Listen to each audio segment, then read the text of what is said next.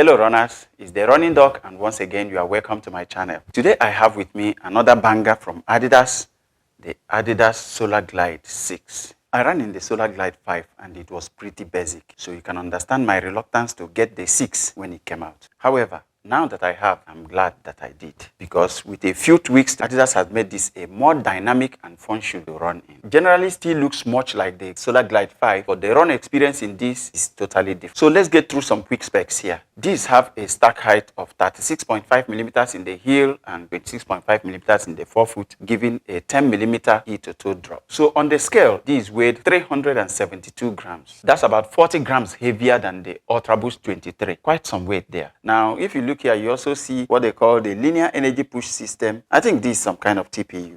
You can see it picking out from the midsole cutout here, and you can also see it picking out from the sides. I got this for 328 Saudi Riyal. That's approximately $88 US. And at that price, I think this is just a banger. So getting to the details of this shoe, let's start from the upper first. Now, in this version, the upper is more stretchy and more airy. The stretchiness helps it to mold more closely to the feet. Generally, this fits a little closer than the Solarglide 5 in a very nice way, giving a very comfortable and supportive feel when you are running in this. And also, these are definitely more breathable than the Solarglide 5 when I ran in this today. Pretty supportive, especially around the midfoot, still maintaining a nice space in the forefoot for your toes to have ample freedom of movement. And also very nice support in the heel area also. Everything feels so comfortable around the feet. So much padding for added comfort. The tongue is free, but you can see that the lace is passed through it, helping to keep it in place so it doesn't slide around. The tongue is so nicely thick and padded that it gives so much comfort around the ankle. If you look at the collar also, lots of thick padding on the collar and the heel counter, giving total support and comfort around the ankle. Unlike most Adidas insoles that are very thin and flabby, this is thick and soft and very cushy. Adds a very nice underfoot feel as soon as you step into these shoes. They fit true to size. And generally, if you look at it, these also look a little more compact than the Solarglide 5. And in that case, better looking. You see some design on the back here, adding some character to this, making it look even better. The traditional lacing system to this does a great job of locking the foot down. Even without the runner's loop, I got a very nice lockdown in these shoes. However, above all this, just like the previous version, the upper still looks very tough and durable.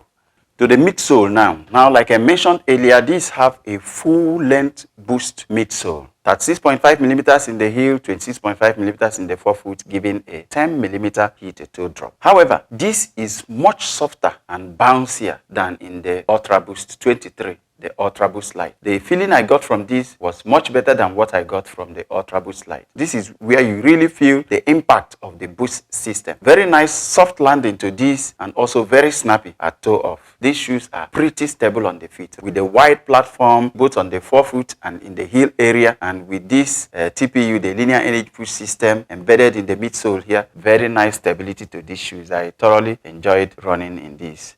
The continental rubber outsole in these are very grippy on the pavement, thick, and looks very durable. Of course, they look just like the Solarglide 5, and if they are anything like it, expect some serious mileage from these shoes, because I put in almost 100 kilometers in that shoe, but it still looked as good as new when I sold it off.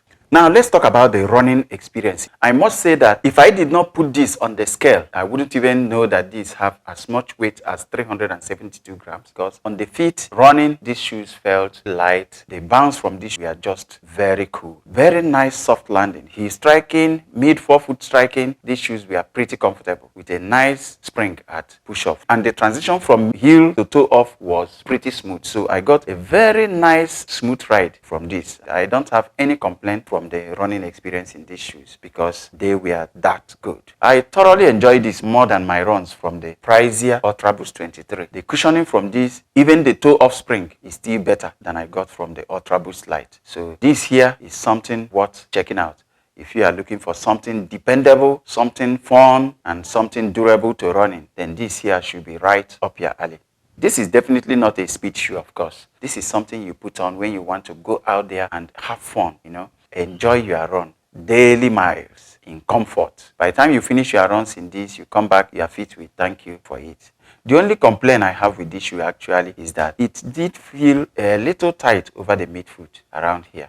However, The more I ran in these, the more it loosened out. So by the time I finished my run, it was almost as comfortable. I couldn't really feel it much again. So I believe that by the time I put in a second or third run and it breaks in some more, it's going to become even more comfortable. That's the only negative that I will say about these shoes. Apart from that, this shoe is just a nice bundle of goodness from Adidas. At its price, this is just amazing. Now, who is this shoe for? I feel this will be good for all kinds of runners. In addition, heavy runners, older guys, they are going to enjoy this because of the cushioning and the stability you get from this.